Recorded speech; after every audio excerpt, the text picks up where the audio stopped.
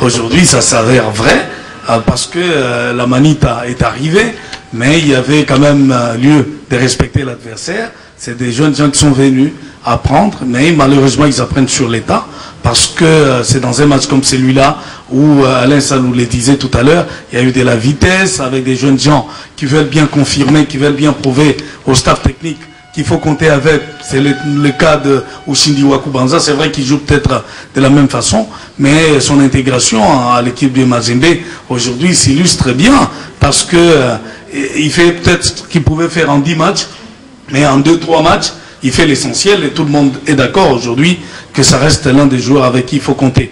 Donc penser que la situation allait arriver autrement qu'on pouvait l'imaginer, non. Je pense que c'est vraiment une tradition qui a été respectée, que les grands a gagné, la logique est respectée, Mazembe a gagné, donc voilà. Donc c'est pas surprenant pour moi que cette équipe du Soudan puisse tomber aujourd'hui. Je ne suis pas loin de penser que les équipes du Soudan sont peut-être j'allais dire que Mazembe est devenu presque le bourreau de toutes ces équipes du Soudan, que ce soit les Soudans du Sud comme les Soudans, les vrais, de tous ces temps, avec bien entendu c'est que comme il a les autres, et que Mazembe passe, expédie très rapidement. Et donc je pense quand même qu'il avait besoin de respecter son statut des grands, et des grands favoris prétendant servir au titre. Aujourd'hui, Mazembe a des arguments à faire valoir. Est-ce qu'on ne peut pas, on n'a peut-être pas, je ne sais pas si on peut le dire déjà, ce qu'ils l'ont recherché, c'est la fusion entre le vieux, entre guillemets, et cette jeunesse qui monte. Est-ce que ça ne commence pas à apporter des fruits au sein de cette formation d'ITP? Mais je dois quand même vous féliciter, parce que vous jouez en tout cas avec les mots lorsque vous dites que les vieux entre guillemets, mais bon, c'est cela quand même, parce que c'est vrai, on est quand même au sort de la carrière, mais on est quand même toujours important pour le club. Mais ici, il faudra, pour répondre à votre question, il faudra rappeler le contexte, parce que quand on se souvient un peu de la génération dorée de 2010, le TP Mazembe qui gagnait avec Deo Kanda, Kalutu Kadioko, Patou Kabangu, et même l'actuel entraîneur du tout-puissant Mazembe, Pamphile Niayo, 5-0 lors de la finale à Lubumbashi contre Espérance Sportive de Tunis. C'est pratiquement la même génération qu'on est en train de voir aujourd'hui, mais c'est une génération qui doit encore prouver, parce que elle est loin du sommet, mais c'est déjà des bons signaux, parce que les indicateurs prouvent que c'est une formation qui peut aller loin. Et vous avez des jeunes joueurs comme Ben Malango qui aujourd'hui a 5 buts, pendant que Renford Kalaba, si ma mémoire ne me trompe pas, était meilleur buteur la saison dernière avec simplement 6 buts. C'est qu'il est à une unité de battre le record de Renford Kalaba, c'est-à-dire c'est un jeune qui a une marge de progression. Il n'est pas encore un top joueur ou encore un top buteur, mais c'est un garçon qui a une marge de progression et qui peut aller de l'avant. Meshak Elia, Ushindi Wakubanza, Mika Miché, ce sont des jeunes qui ont évolué ensemble au cercle sportif de Moscou, qui se retrouvent en tout cas miraculeusement dans un même club, dans un même environnement, et ils évoluent ensemble. C'est-à-dire on a deux générations en face, 2010-2017, deux générations qui ont tendance à se ressembler, et deux générations qui peuvent se ressembler, en tout cas si on continue avec cette même dynamique, parce que on regarde que ce sont des jeunes. Auparavant, Thierry Froger en a payé les frais, il y avait un projet de rajeunissement, mais aujourd'hui, c'est un projet qui porte ses fruits, c'est un projet, en tout cas pour lequel il faudra jeter des fleurs, parce que c'est un projet qui nous amène à pouvoir parler des vieilles performances du tout-puissant Mazembe Anglebert. On l'a dit en 2010, et aujourd'hui en 2017, on parle de Manita, même si en face, il y avait un club soudanais, mais ce qui a à prouver ici, c'est que c'est la mayonnaise qui prend forme, c'est un mixage et qui est en train justement de grandir et qui fait ses preuves. Moi, je voulais ajouter un élément à ce qu'il disait tout à l'heure, parce que parlant justement de ce métissage entre vieux et cette nouvelle génération, c'est que oui, ça paye bien, parce que peut-être que même la presse ne comprenait pas les projets un peu ambitieux du tout-puissant Mazembe au début, quand j'en parlais même de la réduction du budget, parce que en parlant des réductions du budget en début de la saison, il était question justement d'investir dans la jeunesse, dans cette jeunesse qui est en train aujourd'hui de venir, qui est en train de se mettre en place avec des ambitions clairement affichées. Est-ce que il y a des garçons comme les Arsène Sola, les Ushindi Wakubanza, tous ces jeunes gens, les Kevin Mondeko, tous ces jeunes gens, Glody Likonza, ils sont nombreux, qui viennent de la KFA, qui viennent de la Katombi Football Academy. Donc je pense que c'est quand même un projet aujourd'hui qui porte ses fruits, David les rappelait, mais il ne faut pas tout de suite oublier cette vieille génération. Voilà pourquoi vous avez par exemple cette présence remarquable, illustrative des Kasussula Kilicho, qui marque et qui crée un déclic, parce qu'à un moment, c'est une équipe de Mazembe qui a plus d'occasions de buts, mais on ne sait pas d'où viendra justement la solution. La solution viendra d'où? Il fallait un certain Kasussula. J'étais dans les oubliettes parce que ça va quand même faire longtemps qu'il n'a plus joué cet enfant de Kisangani, mais voilà, il surgit, il marque, et la suite, c'est un festival des buts. Voilà, donc il y a une sorte de confiance qu'on crée, qu'on installe entre les anciens et les jeunes gens qui arrivent, et même Meshak Elia, qu'on a semblé oublier depuis un temps, bon, enfin, qu'on a taxé de tous les mots, parce qu'il faudra aussi les rappeler, il n'est pas de cette campagne où il n'était pas tout de suite, il ne tapait pas dans l'œil de l'entraîneur, mais voilà, il entre demain, et hier plutôt, il marque un but sur un service personnel, voilà. Donc c'est de cette génération qu'a besoin le tout-puissant Mazembe, même il faut attendre, parce que c'est quand même une génération, une équipe qui est en train de se mettre en place au fil des temps. Je crois que c'est grâce à un travail bien fait, on aura des joueurs et une équipe très aguerrie, capable de tout. Alors, moi je voudrais maintenant que nous puissions parler de l'avenir. C'est déjà demain, ça va très vite, c'est FUS Rabat qui sera d'ici là à Lubumbashi. Le match aller, la demi-finale aller aura lieu le dimanche prochain. TP Mazembe FUS Rabat, Alain, ça rappelle beaucoup de choses. Hein. Je voudrais rappeler à Pamphile Miayo, alors joueur des Champs à l'époque. Nous sommes en 2007, je suis dans la suite des Corbeaux de Lubumbashi pour un match de 8e de finale. Et Mazembe s'impose à l'aller à Lubumbashi 1-0. Et les Corbeaux tiennent le coup jusqu'au terme des 45 premières minutes lors du match retour. Et à la deuxième période, les Corbeaux ont pris 2 buts et c'était l'élimination. Mazembe était reversé en Coupe de la Confédération. Aujourd'hui, Pamphile Miayo est entraîneur.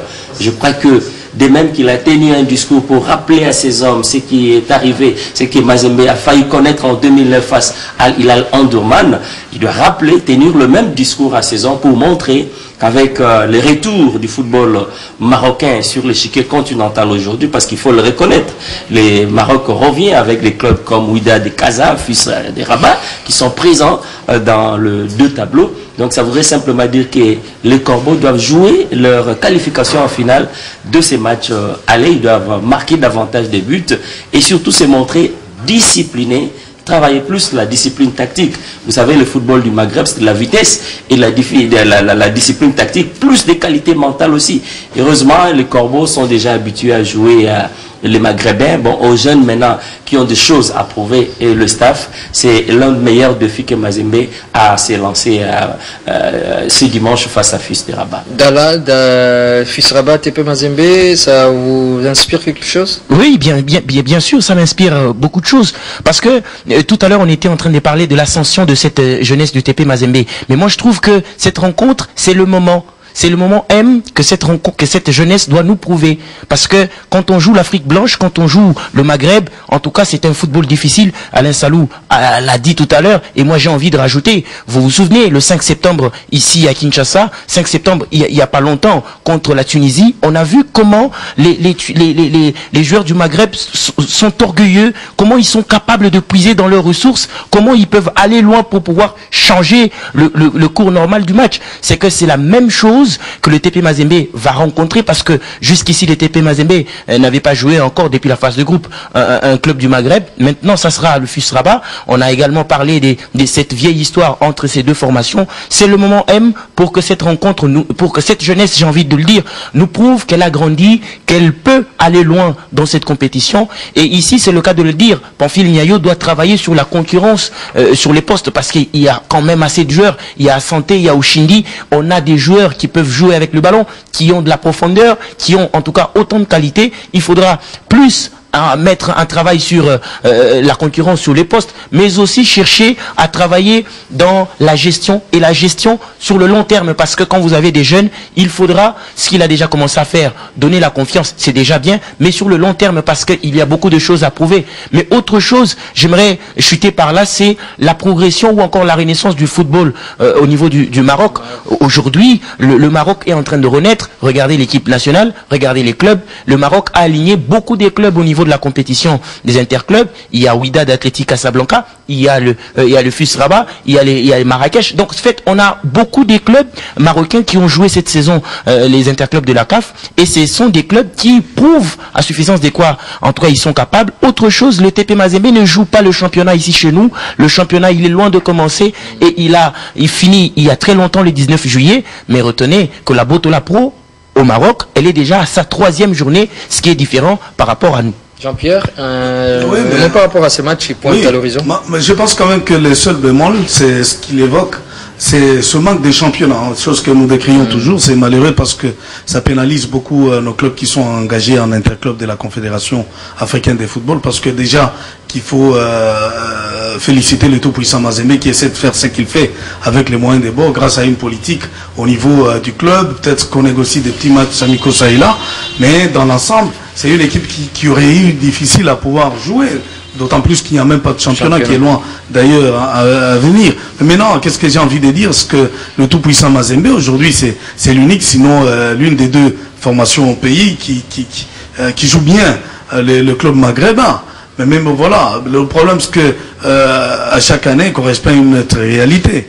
Aujourd'hui, on parlait de la renaissance au niveau du football marocain, parce qu'à un moment, il y avait une sorte de léthargie, il n'y avait presque pas quelque chose. Mais maintenant, c'est un football qui renaît en vitesse, et que le tout-puissant Mazembe est appelé déjà à rencontrer dès cette semaine la formation des FUS Rabat, qui n'est pas un nouveau venu sur l'échiquier du football africain, qui a déjà joué beaucoup de clubs. Il a gagné cette compétition en 2010. Justement, qui a même rencontré certains de nos clubs.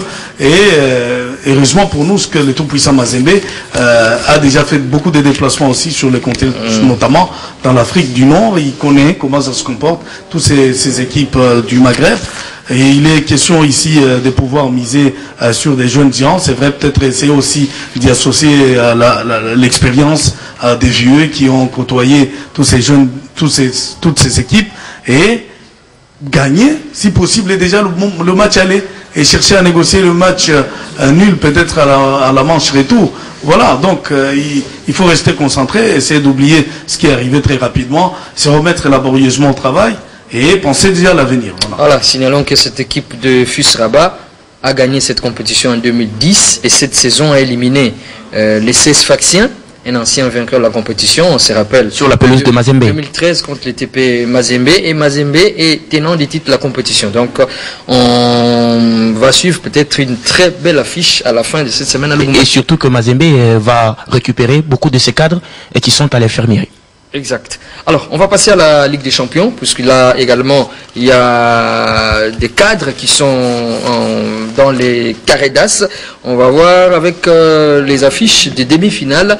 National El Ali, qui est en course pour une 9e couronne, qui détient donc le record dans cette compétition. National El Ali jouera Étoile du Sahel, la Tunisie, et dans l'autre combinaison, WAC, qui a sorti le tenant du titre, l'équipe de Mamelodi Sundowns. Je pense que ces tableaux vont peut-être venir d'ici là. Jouera USM Alger, finaliste en Ligue des Champions, contre le TP Mazembe en 2015. Comment voyez-vous ces 2 affiches, National, Étoile, et WAC, USM? Mais ce sont des affiches des champions. En Ligue des Champions, en fait, on aura droit à des demi-finales. En tout cas, pour moi, je trouve que ce sont des rencontres surprenantes et même intéressantes, parce que quand vous avez 2 équipes comme le National Al Ahly qui détient le record et qui est à mesure encore d'établir un autre record, parce qu'il y a des clubs qui viennent derrière. Il y a le Sporting Club Zamalek, il y a le tout-puissant Mazembe, mais pour l'instant le National Al Ahly se retrouve en demi-finale et en passe de se retrouver en finale. C'est que c'est une demi-finale intéressante. Et aussi en face il y a un club important, c'est l'Espérance sportive du Sahel. C'est que c'est une formation qui est aujourd'hui encadrée par Hubert Velud. C'est lui qui a donné le sacre à Mazembe en Coupe de la Confédération. C'est un entraîneur qui a su imprimer sa façon de faire les choses. Le grinta qu'on cherchait en fait dans cette formation, qui a débarqué l'entraîneur principal Fawzi, qui est allé se recoquer via l'Espérance sportive de Tunis. C'est que on aura droit à des demi-finales intéressantes. Mais dans l'autre demi-finale, le Wydad Athletic Casablanca du Maroc. Tout à l'heure on parlait de la renaissance du football du Maroc. Le Wydad qui a éliminé, je rappelle ici, le TP Mazembe en 2016. Déjà parce que Mazembe gagne la Ligue des Champions 2015, c'est le Wydad qui sort le TP Mazembe, qui le déverse en Coupe de la Confédération. Et cette saison, c'est le même Wydad qui déverse ou qui élimine carrément le vainqueur Mamelodi Sundowns. C'est que ça prouve que le football marocain est vraiment dans une renaissance et on aura droit à une finale importante puisqu'il y a l'USMA qui a joué la finale avec Mazembe en Ligue des Champions en 2015. C'est-à-dire ce sont des demi-finales, en tout cas, à ne pas rater à la télévision. Jean-Pierre, par rapport à ces deux belles affiches? Pas grand-chose à ajouter. Je pense quand même que c'est des affiches alléchantes et nous aurons droit à un très bon football du point de vue tactico-technique et que ce qui me fait pour te dire que le football c'est véritablement une magie, parce que quand on regardait aujourd'hui Mamelodi qui est débarqué alors que c'était un véritable prétendant sérieux et qui a été débarqué en tout cas au profit des autres, est-ce que les équipes qui sont arrivées là méritent bien d'être là et que nous aurons droit, j'ose croire, que ces clubs vont pouvoir nous gratifier des très beaux spectacles sur le plan technique. Moi, ce que je voudrais, ce que je souhaite, c'est que les meilleurs puissent l'emporter, mais qu'on ait droit véritablement à un champion qui pourra représenter les continents au niveau de la Coupe du Monde des clubs. Parce que depuis un temps, vous savez, c'est véritablement un fiasco pour les équipes africaines. Oui, pour les équipes africaines, et que ça ne reflète pas justement les niveaux qui nous représentent, ce club, quand on joue les demi-finales, la finale, mais quand on arrive au niveau de la Coupe du Monde, c'est autre chose. Je souhaite que ça soit véritablement un champion qui représente les couleurs du continent à ce niveau-là, et que pourquoi ne pas faire comme les tout-puissants maghrébins en 2010. Alain, ce sont des combinaisons 100% maghrébines. Vous avez Al Ali, Étoile Sportive du Sahel, Wydad de Casa ou encore USMA, ces clubs algérois. Vous allez tout de suite vous réaliser que cette saison, c'est le football de l'Afrique du Nord qui a supplanté le reste des zones de l'Afrique, qu'il s'agisse de l'Afrique de l'Ouest, l'Afrique australe ou encore de l'Afrique subsaharienne. Donc ils sont au sommet du football continental, et ce qui s'explique au regard des infrastructures, de moyens mis à la disposition du championnat subventionné. Et vous avez un championnat de la Tunisie, les joueurs n'ont pas besoin de faire la transition pour intégrer des championnats européens, donc c'est de la qualité. C'est donc on aura assisté à des rencontres époustouflantes, relever des niveaux techniques pour sortir un représentant valable pour la Coupe du Monde des clubs de la FIFA. Allez, on espère voir ces équipes, les vainqueurs aller. Et pourquoi pas, jusque-là, il n'y a que les TP qui a joué la finale. Raja de Casablanca également. La finale. Le club hôte. Hein. Oui, voilà. Donc, on espère qu'il y aura un bon champion qui va aller représenter valablement les continents, la Coupe du Monde de club. Alors, on va revenir pour parler des éliminatoires de la Coupe du Monde de football Russie 2018 avec la liste de 23 qui a été rendue public c'est lundi par l'entraîneur principal Florent Ibenge. Je pense que ça va suivre avec cette liste, notamment Babrouki qui a été appelé côté gardien de but, Matampi, Kiasumwa Joël, voilà, on a cette liste côté défenseur, ce sont pratiquement presque le même. Issama Mpeko, Ikoko Jordan, Zakwani Tisserand, Moke, Ntsakala, Ngonda Glodi, Luyindama, nous parlerons de lui tout à l'heure. Et côté milieu de terrain, Chancel Mbemba, Magoma, Kebano Neskens, Mpoku Kakuta. Et côté attaquant, Bakambu Cédric, Jonathan Bolingi, Moubele ainsi que Botaka. Patrick Lupika était sur place et nous fait les comptes rendus dans cet élément. La liste est de 23 joueurs. 23 joueurs qui sont sélectionnés. Donc 3 gardiens. Kiasumwa Joël, Mabrouki Nathan, des CMP, Kiasumwa de Lugano en Suisse, Matampilei du TP Mazembe. 8 défenseurs, Issama Mpeko Mazembe, Ikoko Jordan Guingamp, Tisserand Marcel Wolfsburg, Zakwani Gabriel Gilligam, Moke Wilfried Konya Sport, Sakala Fabrice Alanya Sport, Ngonda Glodi ASV Club. Milieu de terrain à 6, Mbemba Chancel Newcastle, Bopé Merveille Standard de Liège, Magoma Jacques de Birmingham, Kebano Niskens de Fulham, Mpoku Paul José Standard de Liège, Shadrach Akolo, Stuttgart. 6 attaquants. Kabananga Junior, Astana. Bakambu Cédric, Villarreal. Bolingui Jonathan, Moucron. Kakuta Gaël, Amiens. Moubele Firmin, Rennes. Botaka Jordan, Saint-Tron. J'ai oublié un défenseur central, Luyindama, Christian. Je suis content pour Botaka, il a fait un bon choix de quitter Charlton pour aller à Saint-Tron. Voilà. Les derniers matchs des joueurs qui jouent en Europe, c'est le premier. Le regroupement aura lieu donc pour la majorité le 2. Et puis ça sera au Maroc. Et après on va se retrouver en Tunisie pour jouer contre cette équipe de la Libye. Voilà. Il y a un absent? Oui, il y a un absent. Il y a un absent, c'est le remplaçant du capitaine Chancel Bemba, Rémi Moulumba du Gazalec d'Ajaccio qui est absent. D'ailleurs, on se rappelle qu'après le match, une pluie de critiques s'était abattue sur lui parce que c'est lui qui entre et qui fait pas vraiment le boulot qu'on attendait de lui et puis on se fait égaliser. Voilà, il ne répond pas à l'appel. Et quand on regarde même la performance d'Ajaccio en Ligue 2, en tout cas c'est un club qui peine à bien se comporter dans la D2 française, mais en soi on a 99% du groupe contre la Tunisie qui revient et avec raison parce que ce sont des joueurs qui sont performants dans leur club. Le cas de Bakambu, Bolingui, j'ai envie de le dire parce que Bolingui aujourd'hui il est parmi les meilleurs buteurs de la Jupiler Pro League, il a 8 buts et c'est quand même quelqu'un qui a envie de bousculer la hiérarchie parce qu'on sait qu'aujourd'hui l'équipe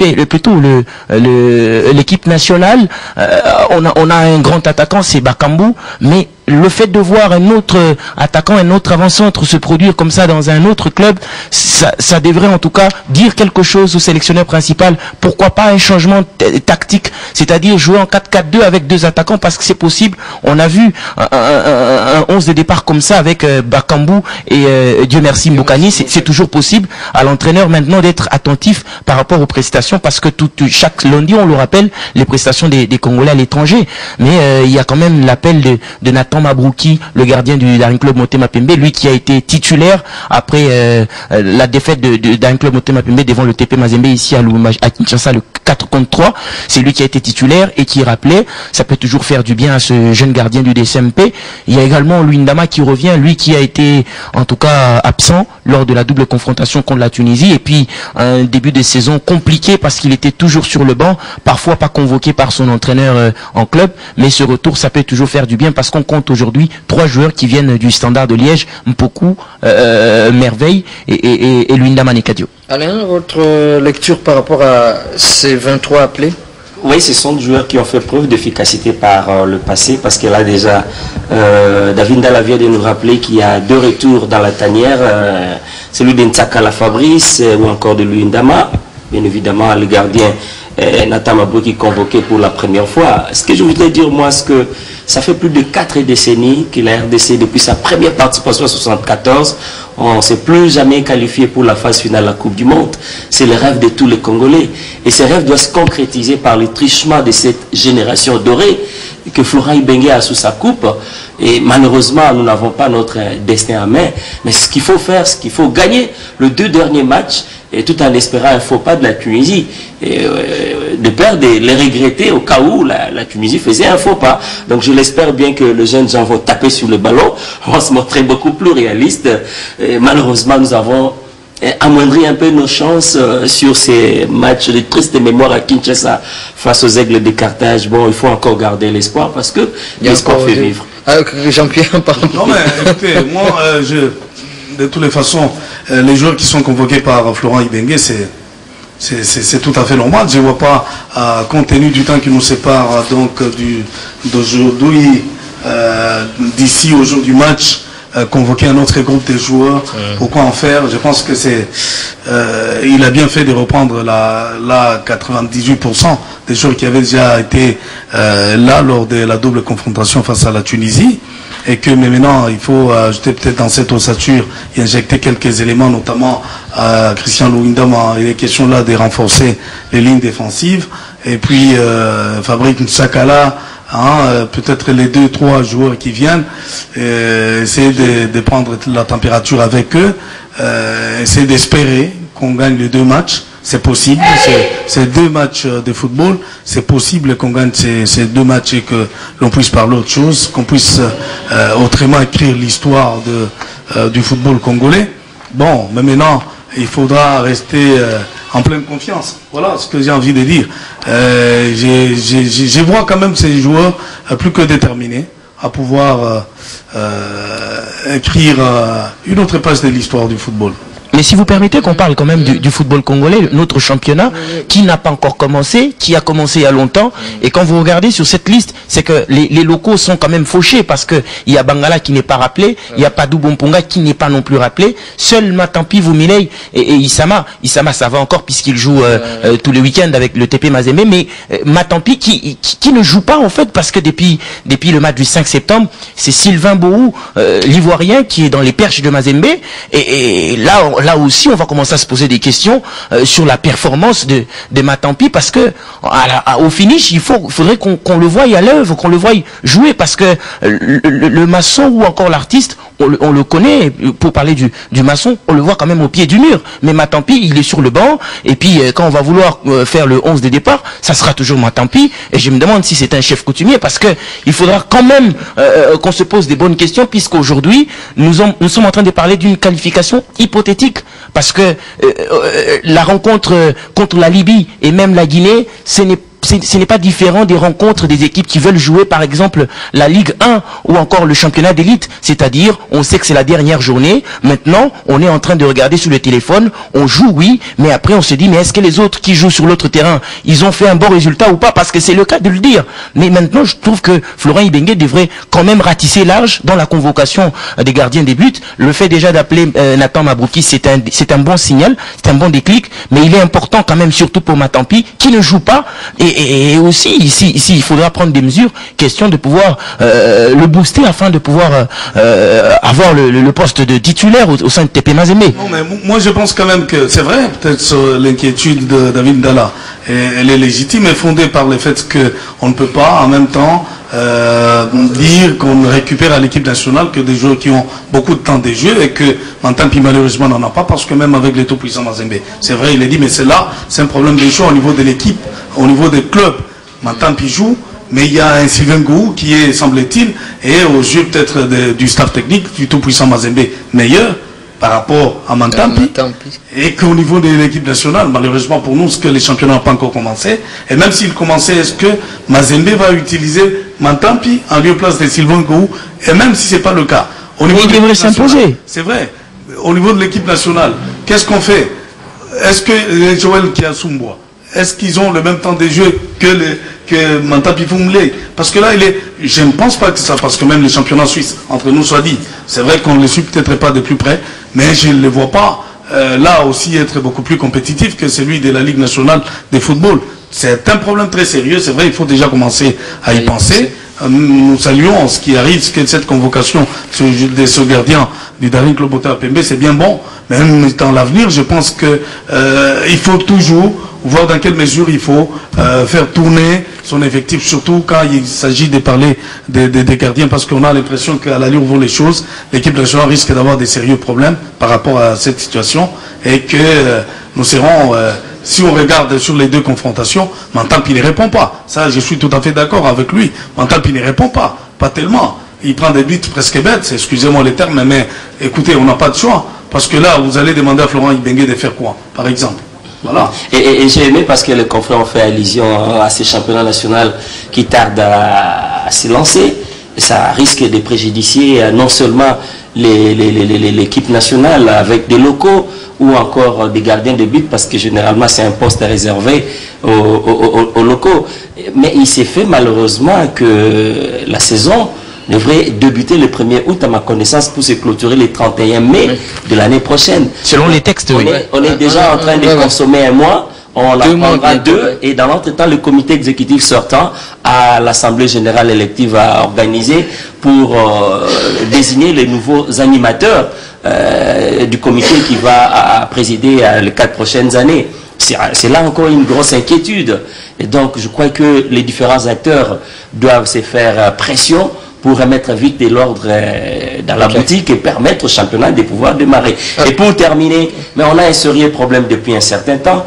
Ces meilleurs gardiens-là qui évoluent au pays sont puisés pour la plupart dans des grands clubs. Mais il s'est fait depuis un certain temps, ces grands clubs-là n'emploient pas des spécialistes coach pour nous former des gardiens de but.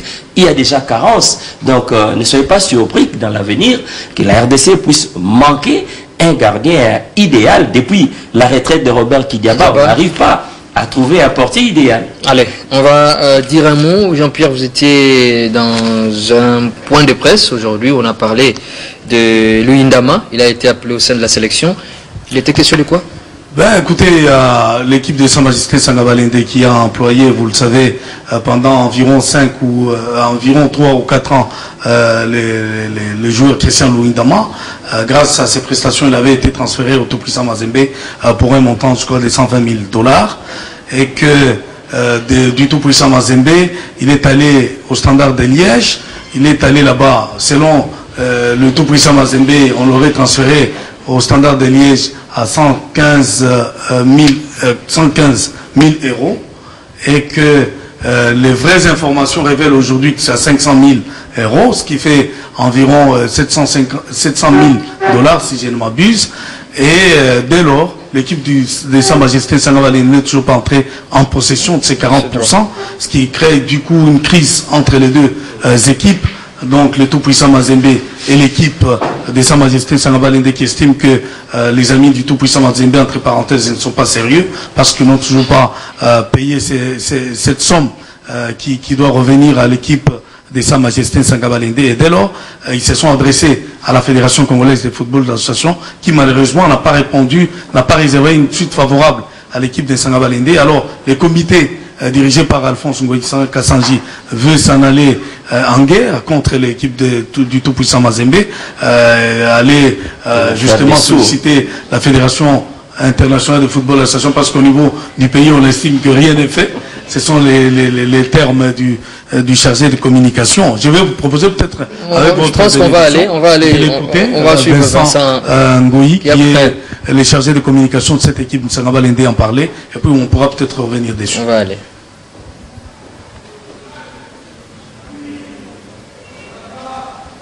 Bon voilà, on pourra peut-être revenir sur cet élément, mais ce qui est vrai, c'est une crise vraiment qui s'est installée et entre le tout-puissant Mazembe et l'équipe de Sangabalende qui réclame son argent. Nous avons posé une question à Vincent Ngoï.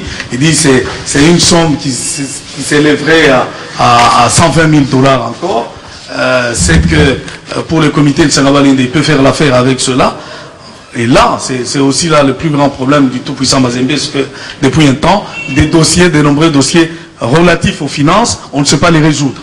Et là, je pense quand même qu'il est temps maintenant que le manager du tout-puissant Mazembe, Frédéric Itengue, passe dans les médias, comme il a toujours réclamé l'argent pour le tout-puissant Mazembe, qui donne l'argent aussi pour les autres, avec l'ensemble du comité du tout-puissant Mazembe. Et je crois que c'est des choses qui se règlent entre les clubs.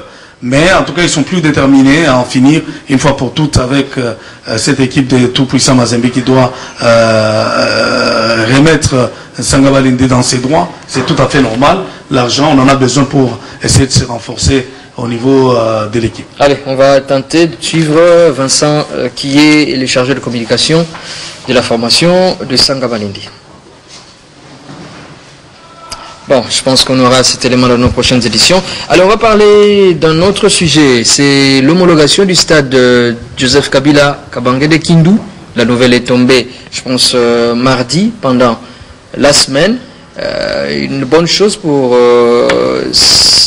l'équipe de, j'allais dire, Maniema Union, oui, qui va devoir jouer une première, disons, après la coupe gagnée en 2007, je pense. Oui. Il y a eu la coupe du Congo gagnée l'année dernière et qui va jouer encore une fois devant son public avec la coupe de la CAF. Très belle nouvelle pour le champion du Congo en titre, Maniema Union, et les supporters de l'ex-province de Kindu.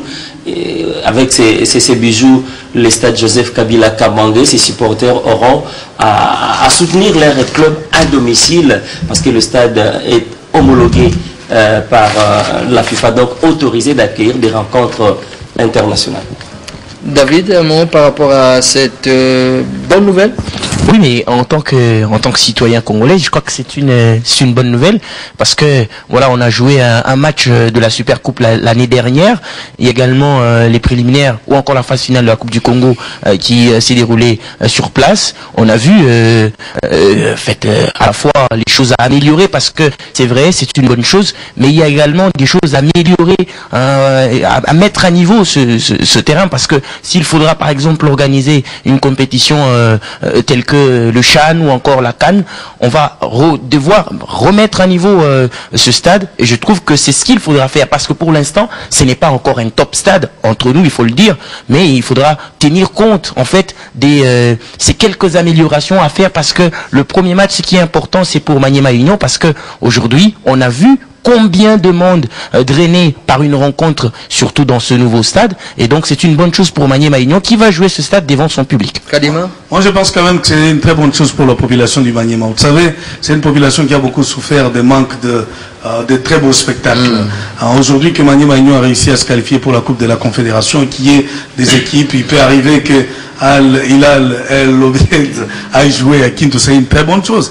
Vous allez vous rappeler qu'il y a quelques années, il n'y avait pas de stade. Le stade Lumumba de Mikelenge, c'était n'importe quoi. Il y avait des chèvres qui passaient par là. Qui traversaient de gauche à droite. Qui passaient par là, tout ça. Mais attends, aujourd'hui, qu'il y ait un stade comme celui-là, il faut féliciter les efforts du gouvernement de la République. Parce que si c'est ça, aujourd'hui, d'ailleurs, ça rentre dans la politique du chef d'État. Vous savez, lors de sa campagne, il avait promis de doter chaque province de notre pays d'un stade moderne. Aujourd'hui, ici, le Maniema est parmi les premières provinces qui ont bénéficié de cela. C'est quelque chose de très bien.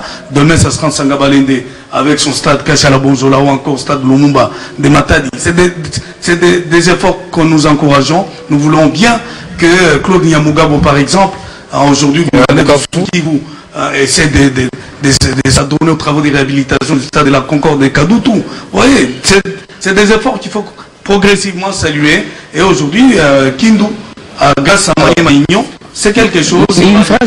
Mais le lobbying ici, vous semblez oublier le lobbying de la fédération congolaise, le mariage en fait entre la fédération congolaise de football et la CAF, parce que il y a des très bonnes relations, il faudra le dire, entre la FECOFA et la CAF depuis l'installation du nouveau président de la CAF, Hamad. En fait, c'est un mariage séduisant parce qu'on sent que le mariage, ou encore plutôt l'époux aime l'épouse et l'épouse aime l'époux. Vous avez... Alors, est-ce qu'on ne peut pas peut-être sauter sur l'occasion? Il y a le Kenya qui ne va pas organiser le prochain championnat d'Afrique des Nations de football, qui accuse un grand retard côté construction des stades et aménagement d'autres sites. Bon, la RDC on ne peut pas sauter sur l'occasion? Oui, mais écoutez... c'est possible? Non, bah, enfin, je ne sais pas ce que... On est éliminé, bon...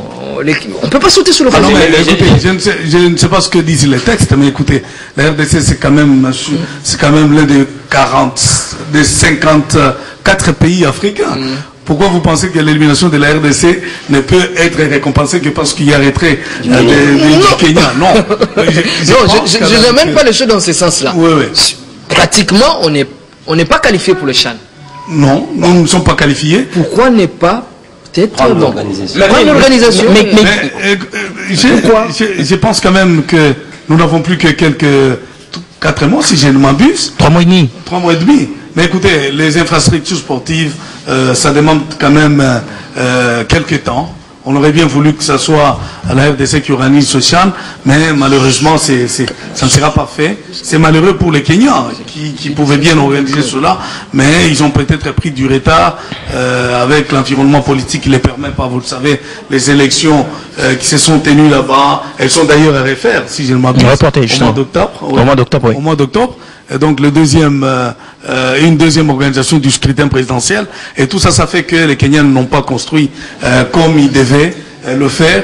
Et tous ces conflits, cette crise politique entre Uhuru Kenyatta et Raila Odinga, l'opposant, il y a beaucoup de problèmes qui aujourd'hui justifient ce retrait ou carrément ce retrait de la confédération ou de l'organisation à ce pays. Donc Je pense que ça sera réglé très très prochainement. Malheureusement pour le Kenya, ils vont suivre le match en téléspectateur alors qu'il leur avait été destiné en tant que pays hôte, malheureusement, pour des raisons d'ordre sociopolitique. Le pays se voit privé des très hautes de cette compétition. Donc, pour répondre à votre question, la RDC a de mêmes contraintes socio-économiques pour abriter cette compétition. Et dommage pour nous, nous n'avons pas pu nous qualifier. Donc, pour l'instant, la CAF AGT sont dévolus en ayant 7 jours ici à d'autres fédérations nationales qui doivent prendre l'organisation. Donc, en moins de 2 semaines, nous allons être fixés sur le nouveau pays qui pourra abriter cette compétition. Et là, déjà, encore une fois, le pays du Maghreb, il y a le Maroc qui est pressenti favori. Mais moi je trouve que en fait ce n'est pas impossible que nous organisions une compétition comme celle-là, parce que ce n'est pas une compétition aussi exigeante comme la CAN. C'est la deuxième. C'est politique. Non, en fait, on sait, on peut parler des priorités, mais on ne parle pas de l'impossibilité. En fait, moi je voudrais dire ici que la RDC est en mesure d'organiser, mais en fait, le contexte ne le permet pas, parce que on compte au moins 2 stades ici à Kinshasa, 2 autres à Lubumbashi et un tout nouveau stade homologué à Kindu dans le Maniema. Ça fait 5, parce que au Kenya, il fallait au moins 5 stades, mais ce qui n'a pas été possible, 2 simplement sur les 5 stades qu'il fallait construire et même reconstruire ont été fonctionnels. En fait, c'est cela, mais sinon pour l'instant, aujourd'hui, la RDC est aussi à mesure, même si c'est un long travail qu'il faut faire en amont. Ça me rappelle Héros 92, je pense 92, Danemark en dernière minute, repêché, et puis pouf, jusqu'à la couronne. Alors on ferme parenthèse. Alors on va parler le dernier sujet, je pense que Vincent est prêt maintenant, on peut aller avant de passer avec le club qui a repris la saison avec les entraîneurs. D'une information qui préoccupe l'équipe de Sa Majesté Sanga Balende pendant ce temps. De quoi il s'agit? Au milieu de l'année 2015, Sa Majesté Sanga Balende a transféré son défenseur central, Christian Luindama, au TP Mazembe pour 120 000 $ américains hors bonus. Selon la convention qui est juste ici avec moi, la convention de mutation définitive du joueur, signé entre les 2 clubs et signé surtout par les 2 présidents des clubs, le tout-puissant Mazembe était obligé de verser à Sa Majesté Sanga Balende 40% de la plus-value, soit la différence entre le prix du transfert, les 120 000 $ versés à Sa Majesté Sanga Balende, et le prix du prochain transfert en cas de revente du joueur à un autre club. Et dans le cas d'espèce, le tout-puissant Mazembe a transféré depuis le mois de juin 2017 le joueur Christian Luindama au Standard de Liège. Le joueur avait été prêté avec option d'achat. Le joueur a satisfait au test qu'il est allé faire auprès au Standard de Liège. Il a été transféré définitivement. Et le montant du transfert de ce joueur est resté pour l'instant une énigme. Le tout-puissant Mazembe ne veut pas, même en interne, communiquer sur le montant réel du transfert. Mais Sa Majesté Sanga Balende est un club organisé qui a essayé de fouiller pour se mettre au courant du montant réel du transfert, parce que le joueur lui-même qui est parti à Mazembe est resté, malgré son transfert au tout-puissant Mazembe, fidèle à Sa Majesté Sanga Balende. Je me rappelle bien que pendant que Sanga Balende préparait la Coupe d'Afrique à Lubumbashi en 2017, Luindama était en instance de départ vers le Standard de Liège. Le joueur s'est entraîné ou s'entraînait avec Sa Majesté Sanga Balende. Ça dénote de la fidélité que le joueur a continué dont le joueur a continué à faire montre du côté de Sa Majesté Sanga Balende. Selon les informations récoltées dans le parage du joueur, le prix du transfert de Luindama au Standard de Liège avoisinerait les 500 000 €. Donc en dollars, c'est autour de 700 000 $. Je n'ai pas une très bonne information sur le taux du jour, euro, dollar, je ne sais pas moi, on va vérifier tout ça après. Et ces informations sont également vérifiables sur les sites internet www.transfermarket.com. C'est un site pour nous qui sommes dans les milieux sportifs. C'est un site très crédible. Il est très bien informé sur les prix, la valeur marchande des joueurs qui sont concernés par le mercato européen. David, juste un mot avant de passer à autre chose. Justement, un fondement sur le transfert. Parce que pour l'instant, on suppose que Sa Majesté Sanga Balende a acheté Luindama Nekadio définitivement. C'est-à-dire, Sa Majesté Sanga Balende a droit à une somme d'argent sur le transfert de Luindama. Parce que comme il n'y a plus de club formateur pour Luindama, c'est Sanga Balende qui a droit. Finalement, s'il y a lieu de donner l'argent, c'est Sanga Balende qui doit avoir cet argent. Alors, le club Njombo le soir, Montomokwabu, je pense que c'est ça. Comme vous voulez, hein. Bon, j'entends très souvent Willy, comment il s'appelle Willy Mbonko Chaba qui aime beaucoup ce nom-là. Alors, le club a repris avec les entraînements. Il y a des anciens qui reviennent, notamment Yves Diba. Oui, justement, qui la maison. le club à l'œuvre de la rentrée, c'était donc ce lundi, 25 septembre, au centre de formation avec club de Kimbondo. Et donc, ils étaient très nombreux à s'être déplacés de ce côté-là. 5 000 francs. Je voulais parler de dollars. 5 000 francs pour accéder. Toujours dans la fièvre du transfert. Pour accéder aux installations sportives, avec bien entendu une trentaine de joueurs qui ont signé leur retour. Vous avez Lukong pour ce qui concerne les anciens. Il y a Lomboto. Il y a des nouveaux comme Munderekeza de Bukavudawa, Jackson Lunanga de Mungano, Ngonda Muzinga Luzolo de Ujana, Bafola Juma de Renaissance, Bumpunga, Bangala Makwekwe, Edingoye Momo, Munganga Umba, Sidibe Ngimbi, Mukoko, Muzungu Shadrach, Etekiama, Mbemba et Yves Diba, qui revient donc au pays et dans l'ASV Club. Il y a Kata Ibadra d'Asek Mimosa, il y a Baoui Jonathan des Soligraphes, Mukoko Lenga des Renaissances, Jésus du Capel des Renaissances, Ayuk Kula des Renaissances, Manzikila des MK, Mombo Zakari des MK, Francis Makondele de la République sud-africaine, Youssouf Abedi de la RSA, Roli Balumbi de la RSA et Hervé Béa de la République centrafricaine. Donc, sud-africaine justement, avec club donc qui retrouve bien ces nouvelles installations. Geeks, vous avez apprécié vraiment la verdure de ce gazon synthétique posé sur le terrain d'entraînement du stade de VEC Club au centre de formation, avec des compartiments bien réhabilités, bien équipés, des salles de musculation, la restauration qui répond en tout cas vraiment aux exigences d'un club moderne. Il faut ici féliciter en tout cas le comité sportif de l'ASV Club, parce que c'est pas tous les jours que ça arrive. Ce sont des efforts, un investissement à la hauteur. Vous avez la verdure de ce gazon synthétique. Geeks, il faut y aller pour visiter cela et admirer. Je pense qu'un jour, c'est pas mal, hein, un décryptage sur place. Oui, ça fera pas mal. Ça ne fera pas du mal. Pour montrer, on va... Sinon, pousser encore ces grands clubs à se doter de stades au niveau des centres-villes, ça sera une bonne chose, ce qui va permettre au club de renflouer ses caisses. Parce que le club, sa ligne au championnat de la Ligue de foot, il est sur les continents, le club a besoin de beaucoup d'argent. Allez, je pense qu'on va essayer de négocier avec le général. Ça fera du bien, je pense, aux amis. Avec le bien. David Ndala, pas de fondement posé, merci de votre prestation. C'est un plaisir. Merci également. Jean-Pierre Kadima, merci. Tout en souvenir, on va revenir sur tous ces éléments. Demain, des éléments élaborés pour montrer quand même qu'il y a des clubs qui travaillent et qui investissent pour des résultats conséquents. Voilà, amis sportifs, très heureux d'être chez vous. Merci à tous les amis, merci également aux amis techniciens qui nous ont permis d'arriver chez vous.